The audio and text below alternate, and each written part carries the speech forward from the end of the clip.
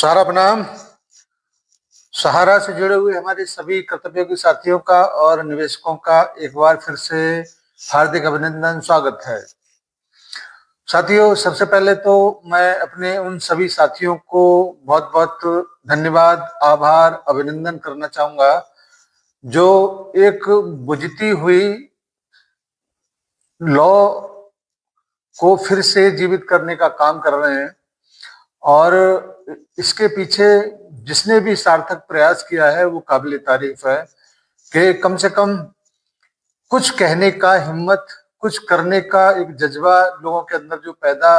कर रहे हैं, वो चाहे भले ही छोटे से स्तर से क्यों न किया गया हो, लेकिन शुरू हुआ, ये सबसे बड़ी बात है। और निश्चित रूप से एक एक बात दिमाग में हमेशा ये रखना चाहिए कि माँ भी अपने बच्चे को दूध तब तक नहीं पिलाती जब तक वो रो न रहा हो। इसीलिए अपनी बात को कहने के लिए आप सक्षम अधिकारी तक, सक्षम व्यक्तियों तक अगर जाना है तो पहल किसी न किसी को करना पड़ेगा। मैं आपको याद दिलाना चाहता हूं कि इससे पूर्व जब सेबी के दफ्तर में हम लोगों का ज्ञापन देने का कार्यक्रम जो था वो संस्थागत निर्देश पर और वहां से दी गई व्यवस्था के ऊपर दिया गया था और इसको पूरे भारतवर्ष में बड़े व्यापक स्तर पर एक सफलता भी मिला था। इसी प्रकार से जब आज हम लोगों के पास प्रबंधन का कोई दिशा निर्देश नहीं है और किसी व्यक्ति के द्वारा अगर इस प्रकार का कोई भी सार्थक कदम अगर उठाया जा रहा है तो ये मत सोचिए कि ये वो अपने लिए कर रहे होंगे। साथियों, हमेशा इस बात को याद रखें कि पड़ोस में अगर आग लगी हो तो इस बात को सोचकर उसे छोड़ नहीं देना चाहिए कि पड़ोस में लगा है, हमारे घर पर थोड़ी नहीं है। इसीलिए हर उस कार्य में साथ देना सबकी ये जिम्मेदारी है कि चाहे वो सोशल मीडिया पर हो, चाहे वो जमीन पर हो, अपने शरीर हो, किसी प्रकार का कोई भी कार्य अगर सहारा के भुगतान से संबंधित, कार्यकर्ताओं के रोजगार से संबंधित अगर किसी प्रकार से अगर कहीं पे भी पहल अगर हो रहा है तो उसको सार्थक समर्थन मिलना चाहिए, सहयोग मिलना चाहिए और हर हाल में उसको जीवित बनाए रखना चाहिए। इस प्रकार की अगर इस प्रकार की अगर जिद है,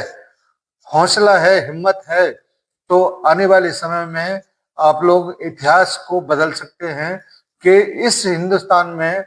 कोई भी प्राइवेट सेक्टर का कंपनी अपने निवेशकों को आज तक भुगतान नहीं करवा पाया, लेकिन ये सहारा का ही हिम्मत है कि आज सेबी के हलक से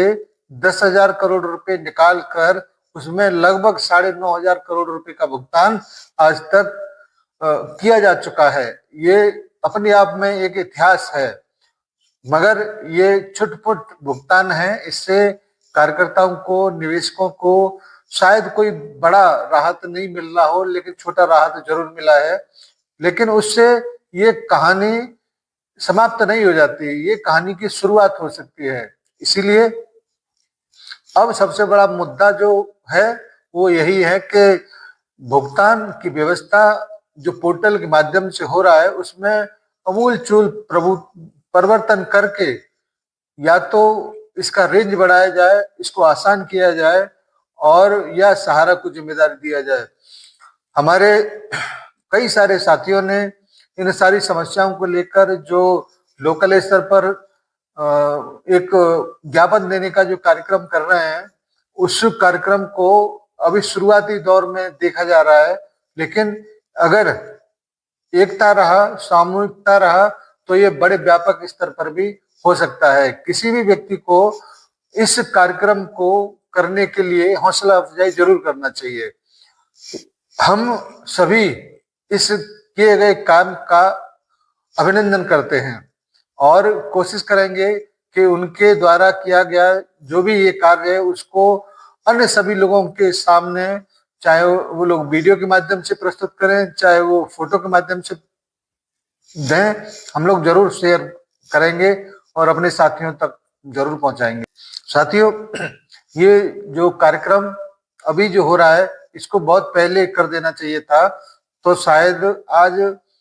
कुछ राहत मिल गया होता। लेकिन कोई बात नहीं है, देर आए दुरुस्त आए। आज जब कोई शुरुआत हुआ है तो आने वाले समय में और भी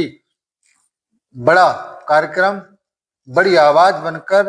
हिंदुस्तान के टॉप प्रबंधन तक, हिंदुस्तान के टॉप राजनेताओं तक अपनी बात को पहुंचाने का काम जरूर किया जाएगा। धन्यवाद आज की इस छोटी सी बैठक के लिए। और आने वाले समय में जो कुछ भी होने जा रहा है सुप्रीम कोर्ट के माध्यम से या हमारे कार्यकर्ताओं के माध्यम से, उसका लगातार अपडेट देते रहेंगे और हौसला अफजाई आप लोगों का करते रहेंगे, क्योंकि हमारे हाथ में जो है वो हम पूरी ईमानदारी से करेंगे। धन्यवाद सभी को, सादर सारा प्रणाम, जय हिंद।